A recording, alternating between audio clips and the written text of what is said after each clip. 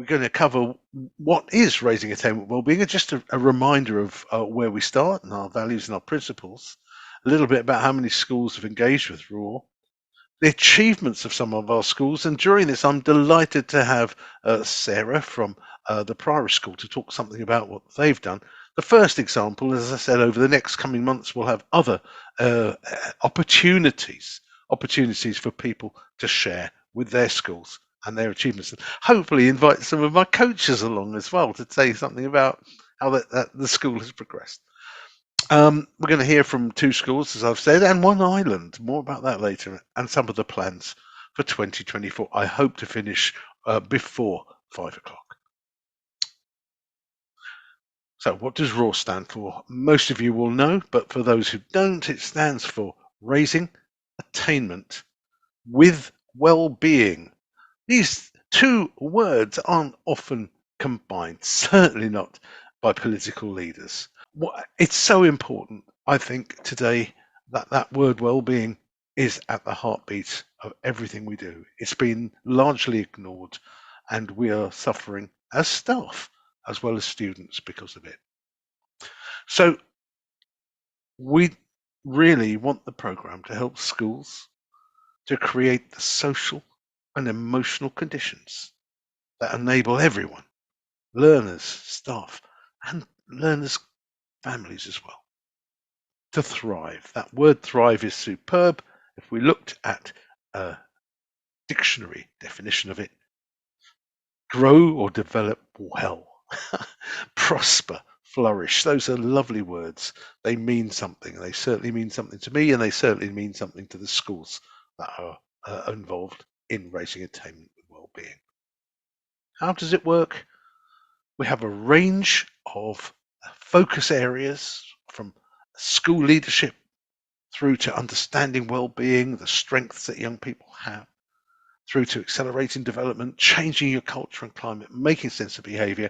And within that sort of 5 modules of work, you have almost 25 inset days worth of material on a plate for you.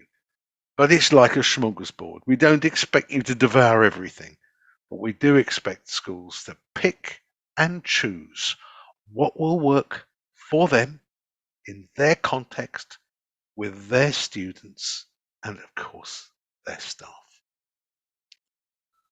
How does it work? Well, I think we want to put well-being at the heart of learning, teaching, and leadership. That is absolutely critical on the journey. And so what you have are chapters of material with individual lessons within it. In this particular example, I'm starting off at the beginning, raising attainment with well-being for school leaders.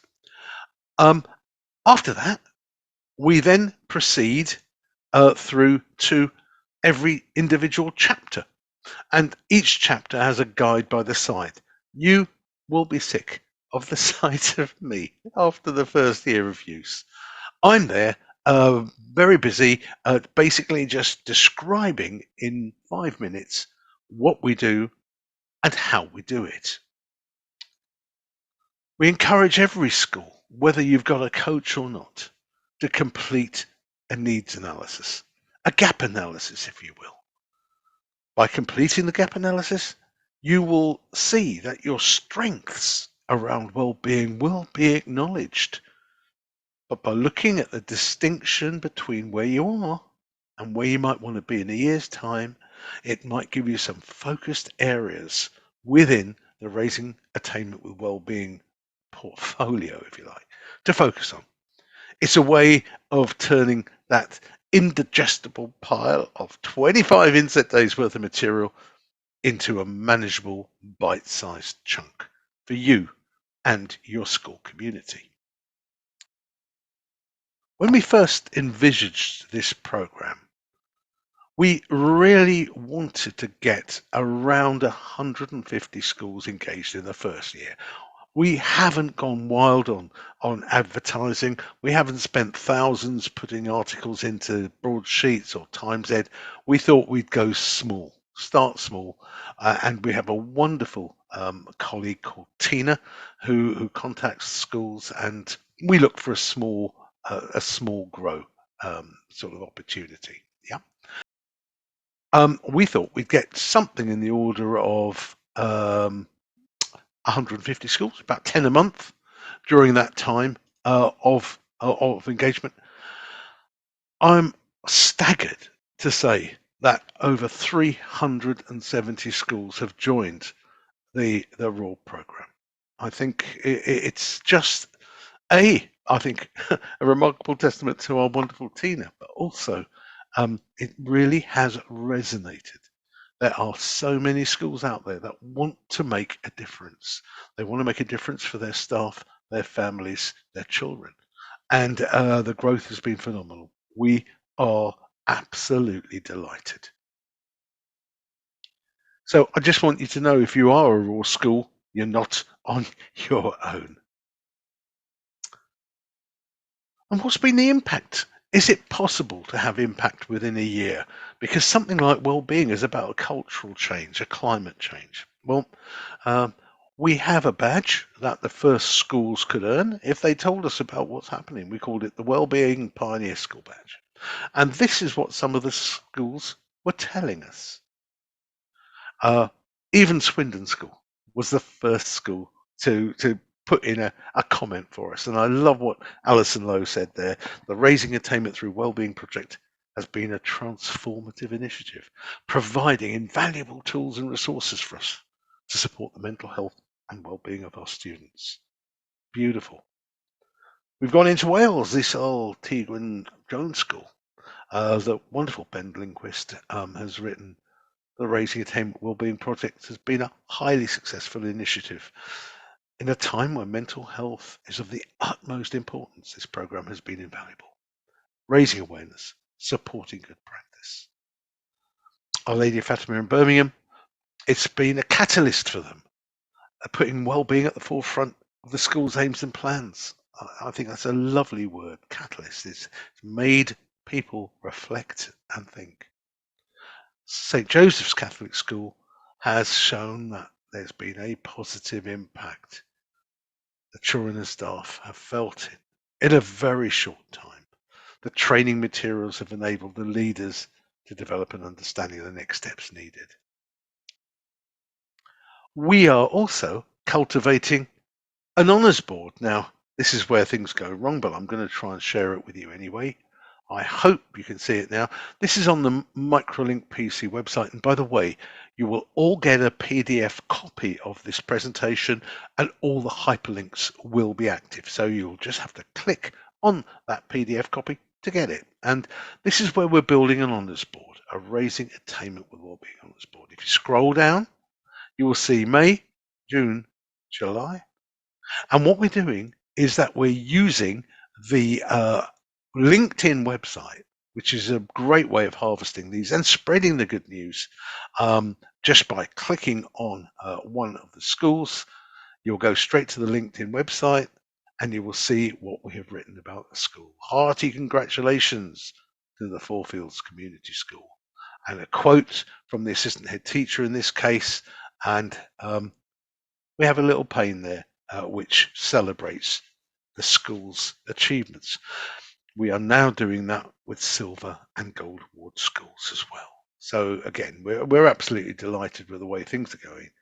And now I've got to try and find my way back. I'm just going to unshare a little bit for a moment and then go back and share the screen that I'm hoping to show you.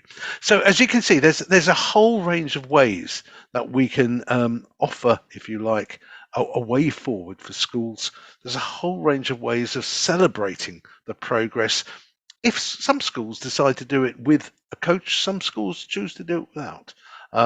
Whatever their route, progress has been made. So let me share my screen again, and hopefully we're back in the room. Here we go. I mentioned the Gold Awards. We have a system whereby at the end of the first year, if schools are being coached, and coaching comes in packages of 8 hours and 16 hours, if you've got the 16 hours of of coaching time assigned to you, so the coaches have a chance to understand your school community, watch you grow, and perhaps support that growth process. With a case study, you may get a gold. If you don't have a coach or have 8 hours of coaching, you can apply for the silver award. And here are some of the gold awards: Shireland School, Trewigi, Chenham, Royal Hospital, Brookfield, the Loddon, the Priory, St Thomas Small Catholic, Five Elms, the Valley of Victor Primary School at Leybourne Chase. And that's just the first 10. We have now had over 20 schools submit detailed case studies of how they've improved using the raw framework, the culture, the ethos, if you like. It's not about us, though, it's about the schools. And so what we are doing is producing case studies based on the submission that they've done for each one of these settings. You can imagine it's quite a job, and we've started the first few quite recently. We try and also visit some of the settings. I had a wonderful experience visiting the Loddon School. It's a specialist school. It's a specialist school that caters for some of the most profoundly autistic young people you could possibly imagine, and it was an absolutely fantastic experience to actually sort of visit the school, see them in operation. And what they're going to gift to the program is some of their expertise. And if it works for some of the most challenging young people, it's likely to work for some of yours. We've also had a wonderful submission from Caneham Parochial C of E Primary School. And the coach wrote about the strength of the school is how so many members of staff encompass different roles, wanted to be part of the program. They used the needs analysis. The coach supported them to prepare for specific modules of delivery. It has really worked well for them. And again, that case study will be placed into RAW. I've talked to Howard Sharon. He's the director of Teaching Times. We almost feel there's a book in this, and we might well produce one. Acknowledging each one of these amazing settings with what they do. I was also fortunate to visit Shireland Academy, Shireland Collegiate Academy in Birmingham. Ben Brogan there. He has embedded mental health and well-being so firmly within the school that children are content by checking in once a week using an app with a smiley face, a neutral face, or a sad face. The results are immediately processed by the pastoral team and the well-being team to look for patterns for emerging issues. Well-being is talked about. It becomes a lived experience within that school community, and again, supported by dedicated and committed leadership. It's just wonderful to see. If you want to see more and read more, I recommend you go to a website recently produced by Teaching Times. You can just click on the link when you get the PDF document. But I am now going to show you a video. I'm going to stop sharing again, and hope this time when I share, I'm going to share with sound. Yes, done it. Because obviously the last thing you want to do is hear a video, see a video, and not hear it. So this is Jane Sargent. I'm actually going to go down to Cornwall tomorrow and visit Trewigi School and visit Jane, because she is such a passionate advocate of a journey travelled. Just 4 minutes long, and well worth us listening to her words. So here we go. Let's hope this works. Yep, here we go. Well, hello, my name is Jane Sargent, and I am currently the head teacher of Trewigi Junior School and have been the head there for the last 13 years. My school is in Cornwall, which I'm sure many people might think is very idyllic, and it is if you go along and see the beaches. but actually there is a huge amount of deprivation, and with that comes so many challenges for our children and our families, and our community.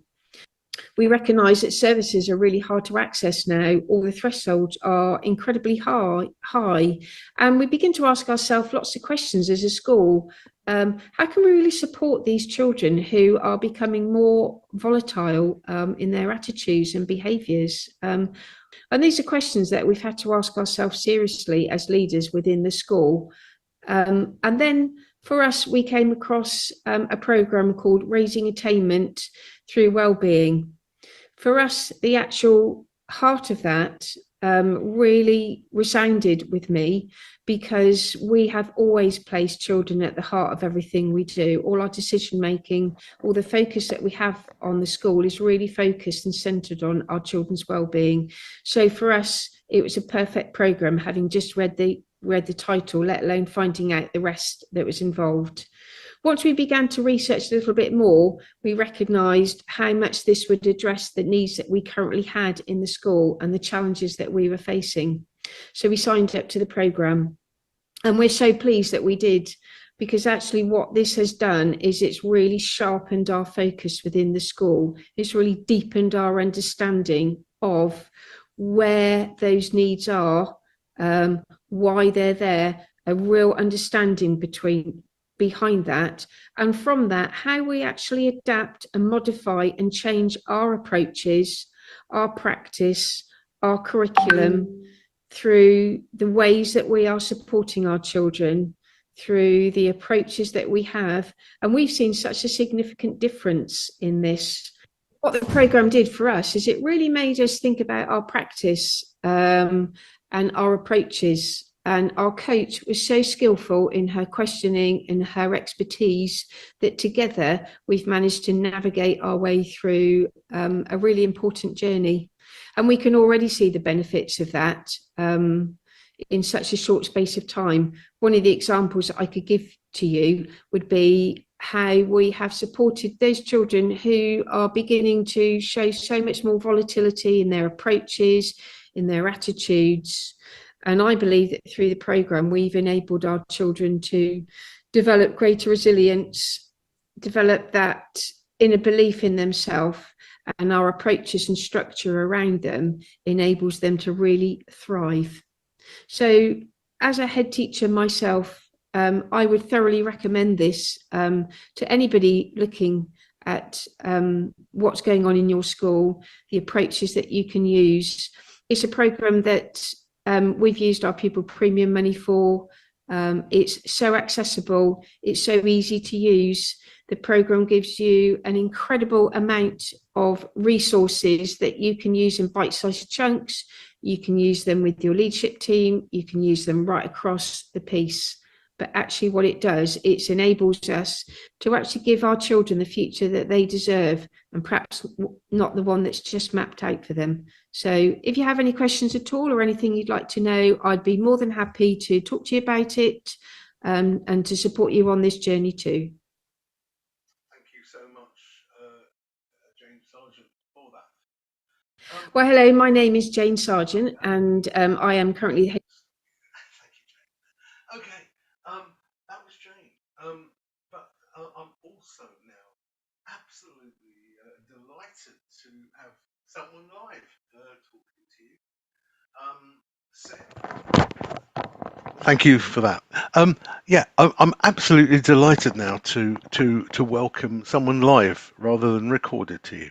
Her name's Sarah Hastings Holland from the Priory School. She's the Senior Mental Health and Wellbeing Lead from this school. I'm going to ask her to switch on. Yeah, she's on now, and hopefully you'll be able to see and hear her. Sarah, good afternoon. Are you there? I'm, Oh, that's fantastic. how you doing? I'm good, thank you. Oh, that's lovely. Sarah, welcome. Now, what we're going to try and do over the next sort of 10 months of these videos is feature one or two schools a month. And I was just struck by the way your school responded to the Raising Attainment with Wellbeing agenda. There were two things that struck me about it. First of all, was the way you set up a nurture group.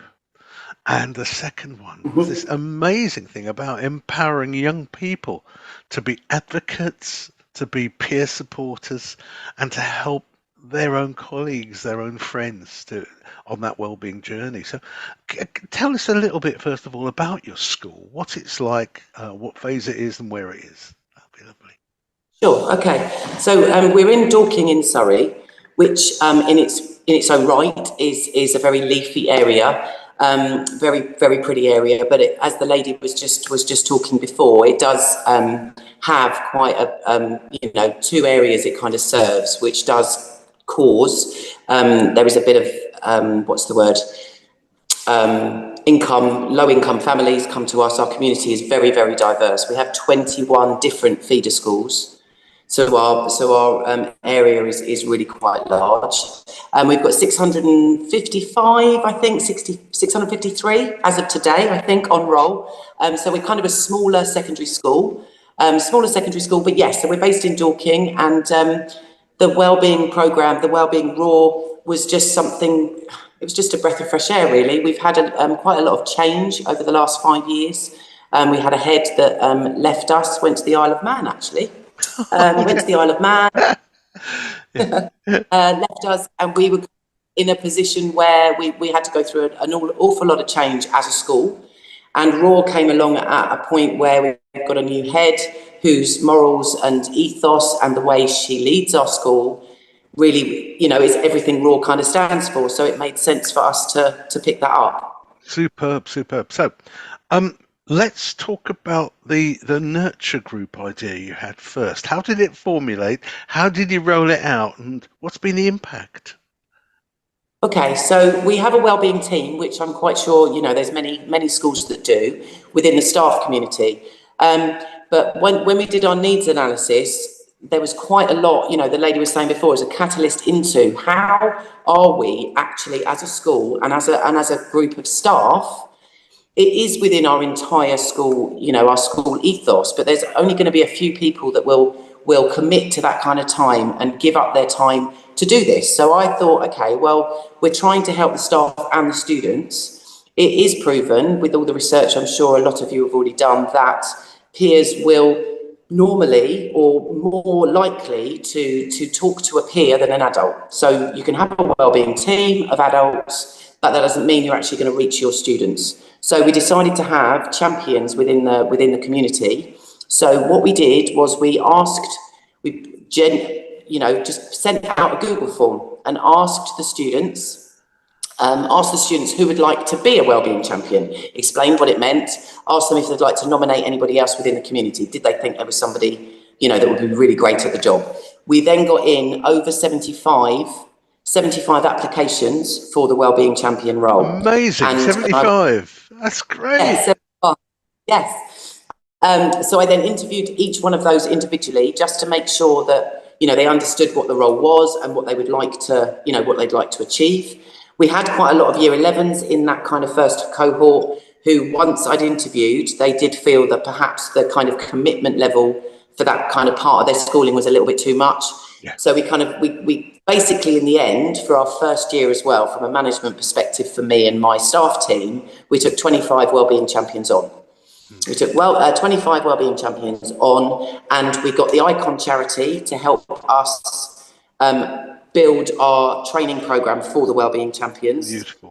So you didn't. You didn't just go off the shelf. You looked at the material and thought, right, let's modify it, let's change it, let's make it ours. Yes, absolutely. You can get these programs, can't you? But they don't necessarily fit your culture, your school. So we've made it our own, based on our students and our family and our community.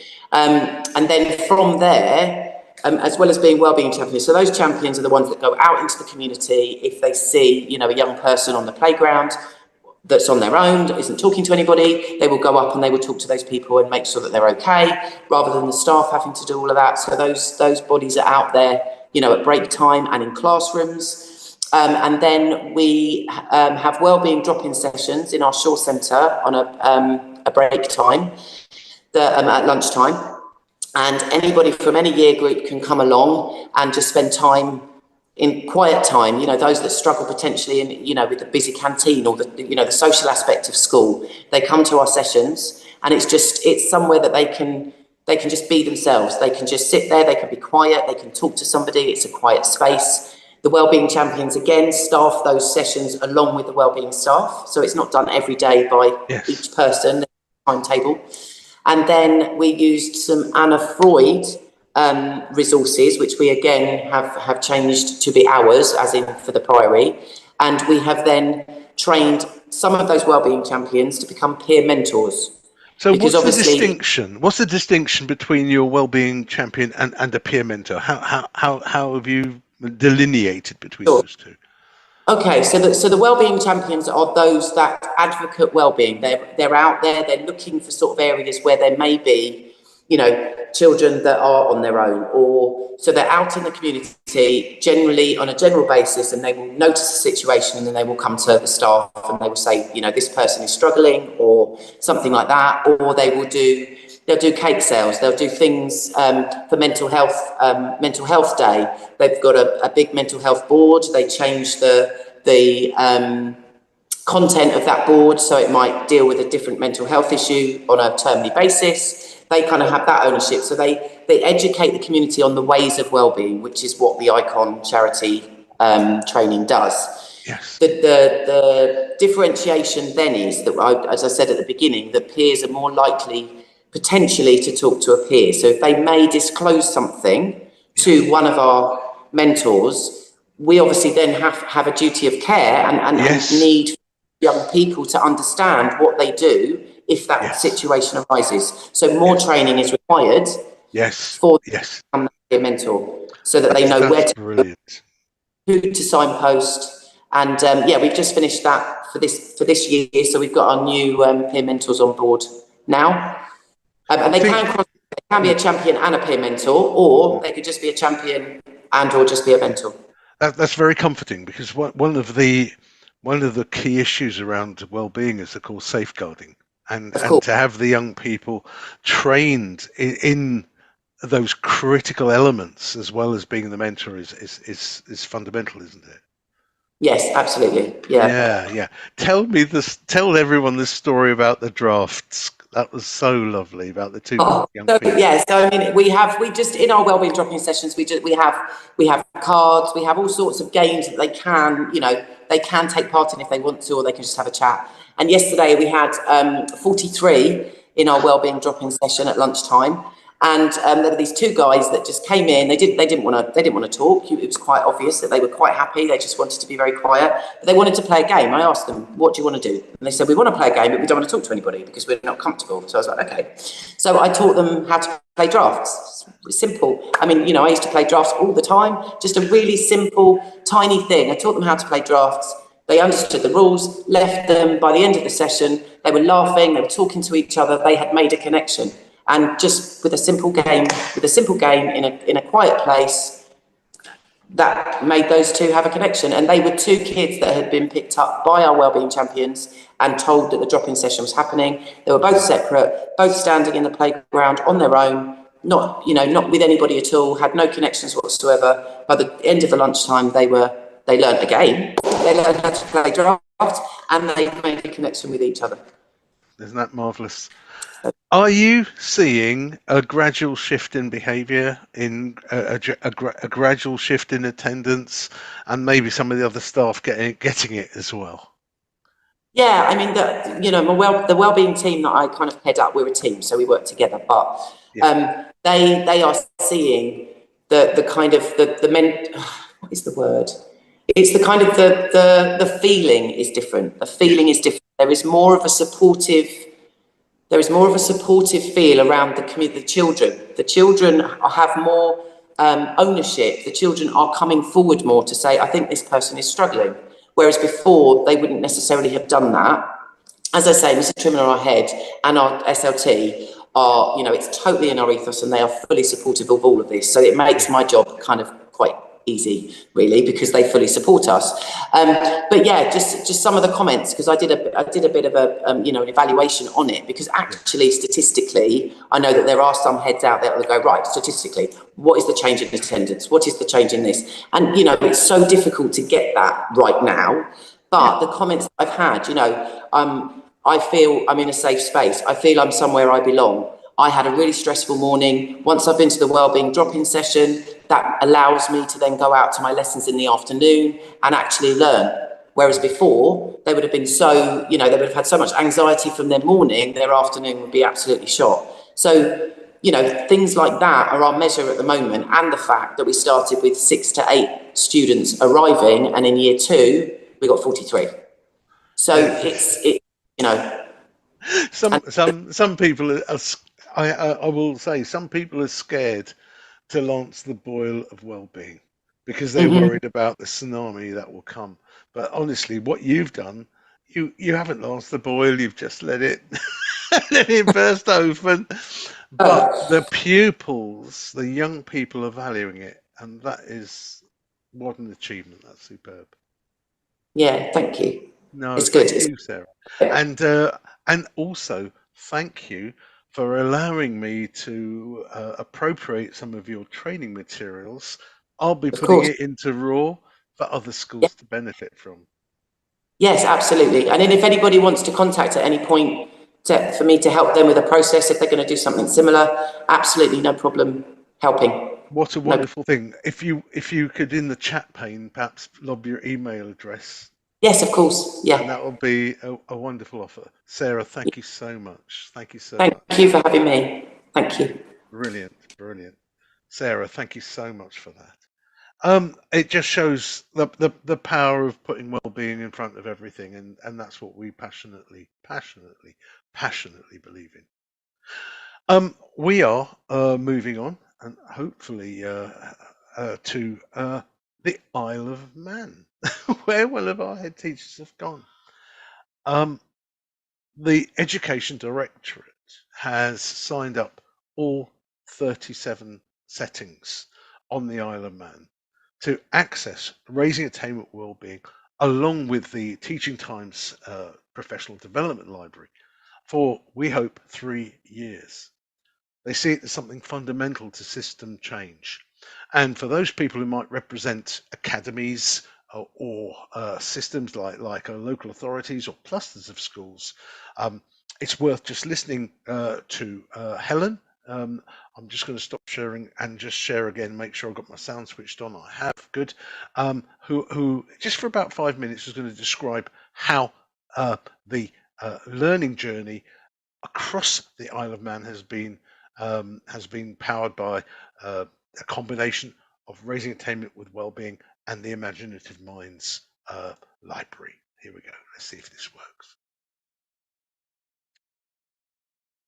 Yep, here we go. So the reason that we looked to the Raising Attainment with Wellbeing programme was that it offered a unique and blended approach to professional development. We knew that on the island we didn't want to be prescriptive in what we offered to our teachers, and it had to be something to suit their needs, with a coaching philosophy that supported everything. So following the EEF's effective professional development model, we wanted something that could align with that approach in terms of a preloading of information, a plethora of information that teachers could have an accessible site that then could offer individual workshops, individual discussions. And then for us on the island, it was moving towards peer collaboration and professional collaboratism. So that blended approach has supported professional development on the Isle of Man, because it's unravelled thinking to bring back to the essentials of relationships, to look at the social and emotional conditions that support learning. And that's what we wanted. So stripping it all back and as part of the Isle of Man's determination and commitment was around 2 key themes, and they were relationships and leaderships. And that's what RAW offers.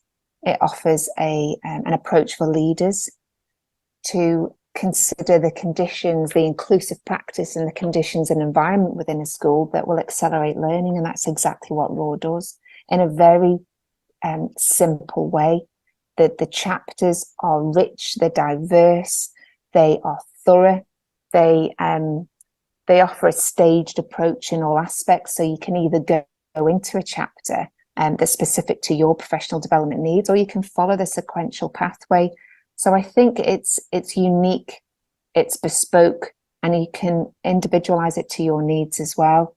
So our next steps, if you talk about where we are in the Isle of Man, I would say that 80% of our schools on the Isle of Man have enrolled on the RAW programme.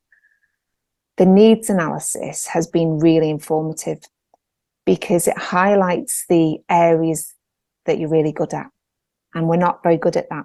We're not very good at celebrating our strengths as teachers in our learning communities. But what are we good at? And it illuminates those areas that we need to work on. And I think that personalisation, that personal journey for schools to go on is so important. So all of our schools that have enrolled on the RAW programme, their needs analysis have been different, and quite rightly so. And you can dip into RAW where you need to dip into it. So it's not one size fits all. It's about accessing the resources that suit you at that time. And the resources that are on the programme are accessible to all staff, parents, governors. And in itself, it has a very inclusive nature because it's not hierarchical. It means that you can access information that not only is your own personal driver within your own professional development, but it meets the needs of your school community as a whole. I'm going to stop Helen there. If you want to hear the whole of that 6 minutes about RAW, please go onto that webpage that Teaching Times have created. I'm going to go back now and finish off my presentation. If you have any questions or queries, please leave them in the chat pane. In a moment, I'll put my contact details there as well, and I'll also put my colleague Tina's details there, and we will make sure all of those details are circulated to you in due course. So back to the presentation. Here we go. We were inspired by, as Helen mentioned, the characteristics of effective teacher professional development, a systemic review carried out by the EEF. And they identified good training having a mechanism of instilling insights in professionals, motivating goal-oriented behavior, developing techniques and opportunities to embed the practice. And those 4 elements were further enhanced if the interventions worked in a way that you had support systems built into it, the intervention designs were described and reflected the school context. Well, I'm glad to say those 3 on the left are essential features of RAW. The intervention design and school context is considered by the needs analysis and the work our coaches do. And if we take any module, and this is module 2.3 around core strength and confidence, and then you map in I, G, T, and P, you will see that every module has opportunities built in to instill insight, motivate goal-oriented behavior, develop those techniques, and finally embed practice and reflect on it. So I hope you're reassured about the design of RAW. How do some people manage the program? Well, as Helen described, the Isle of Man is thinking about a 3-year journey, and many of our schools are thinking of at least 2 years as members of RAW. Oh, and by the way, you get a hefty discount if you go into year 2, so please bear that in mind. If well-being is not fully embedded in school planning already, some schools start off with 2 staff accessing the platform, and then they open it up so that the leadership group, however big or small that is, sees, and then eventually as they go into year 2, all staff can access RAW, perhaps in a guided way. Have a look at module 3.2, have a look at module 4.2. Maybe the LSAs will go down one route, the learning support assistants will go down one route. Maybe your newly qualified staff might go down another route. The governors might be on other programs. You can decide how they go. But if well-being is already fully developed in school planning, which is below that line, some schools choose to open up the platform for all staff. All you need to do is contact Teaching Times, and Sandy will make sure with a spreadsheet containing all the staff login details that every single member of staff can access RAW and access it their way. The choice is yours. It is not prescriptive. It is bite-sized. We hope it gets rid of the inset day, which I'm ahead myself. I didn't actually enjoy them very much. Let's go down to practice and tailored training which suits individual staff, reflective of their learning journeys, their professional experiences, and where they feel things are. So, what's new in RAW? What have we added in the past year?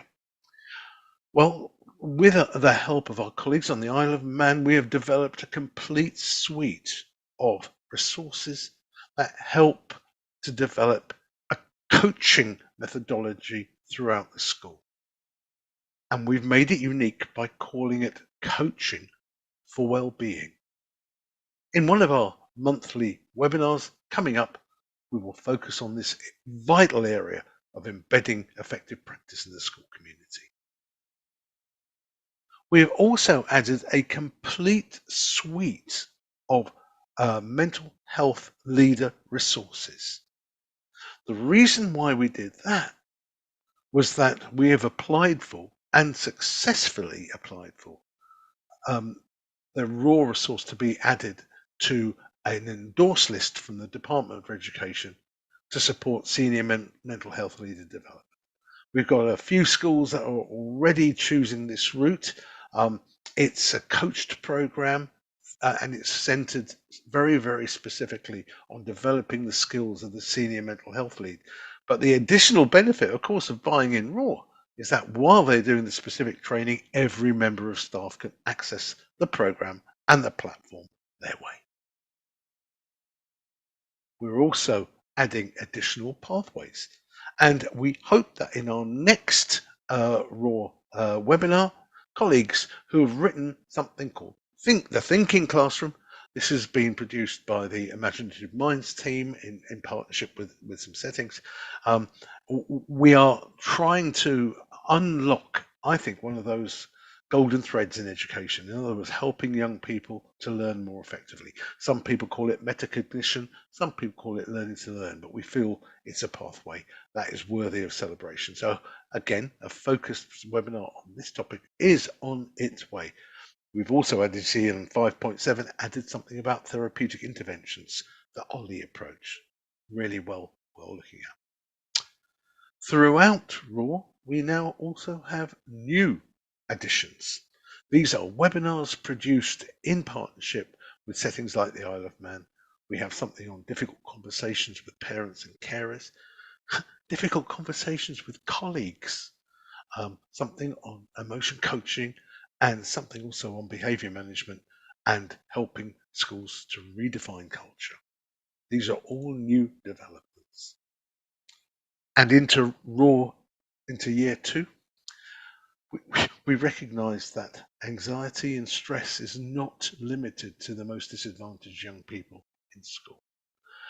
I'm currently working with a professor at Great Ormond Street Hospital on a unit on perfectionism, how some young people are stressed about being the top member of a test pile, always wanting to get the best marks and worrying about it to the point of making themselves ill. Perfectionism also links a little bit sometimes to imposter syndrome at university. I think it's going to be an amazing addition to our portfolio. As settings renew for the year, we're going to offer them to become centres of excellence in wellbeing as their case studies are shared, leading to more gold and silver awards. On the top right there is something that Microlink is running. It's called Be That Teacher, putting assistive technologies in the very heart of inclusive, accessible classrooms. Currently, we've just had an amazing offer from HSBC Bank. They are giving us £65,000 to enable another 100 schools to have free access to this training program. And people in the raw tent get first bite of the cherry. We make sure that any offers like this come through to you and get it. The final thing is, as you see at the bottom there, we are thinking very hard about forming an international wellbeing network. We hope to have a festival of wellbeing sometime in the summer. That is the end of my presentation and the end of what I hope was an informative journey through where we are at the moment in year 2 in Raw. I thank Sarah for her wonderful input. I also thank Helen and Jane for theirs. If you have any questions or queries, please put them in the chat pane. I'll be on until 5 o'clock and around to answer those questions and queries. It'll be wonderful if you have some, but the assurance you'll get is because you're on the Thinkific, sorry, not Thinkific list, you're on the Teaching Times list. Once this video is up, you will get a link to it. You will get my slide pack. You will get email addresses to Howard, Tina, and the rest of the Teaching Times team. And should you wish to join us on the Raw journey, we would be absolutely delighted to have you. Thank you very much. You're more than welcome to stay on and see if any questions or queries come up, but you are free to leave now. Daniel will stop the recording quite soon. And thank you. Thank you for attending and listening.